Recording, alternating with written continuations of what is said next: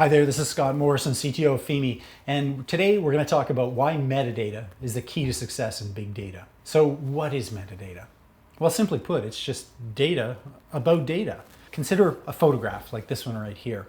Now, until recently, every serious photographer generally kept a notebook describing their images. It might look like this.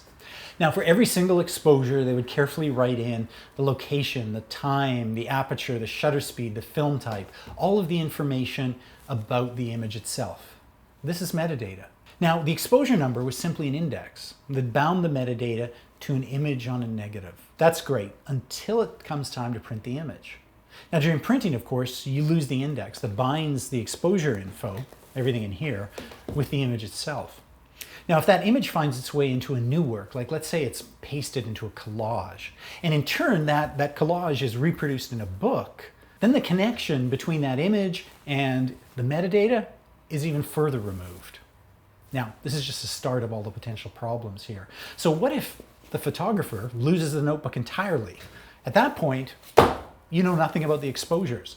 You're left with little more than data without context. Contrast that with modern photography. Now, every image I takes the metadata and codes that into an image header. And I can make infinite copies of that picture, and every one of them will carry over the metadata with it automatically. The metadata is bound to the data. And if I create a new derivative work, like let's say I filter an image, ideally the appropriate metadata is copied over. Now, in practice, this isn't always the case, but you get the idea. Now, metadata is very valuable for all kinds of data. It can describe the source of the data, the time it was acquired, the conditions of acquisition, the original owner. It can also describe the relative sensitivity of the data. Is it public or secret? Is it personally identifiable information, or is it personal health information? Such metadata is incredibly valuable because it can be used to make access control decisions. The real challenge is binding this metadata with the data so that it can follow the data on its analysis journey. Now, suppose you have two data sets. One is secret, one is top secret. You combine them together, what's the result going to be?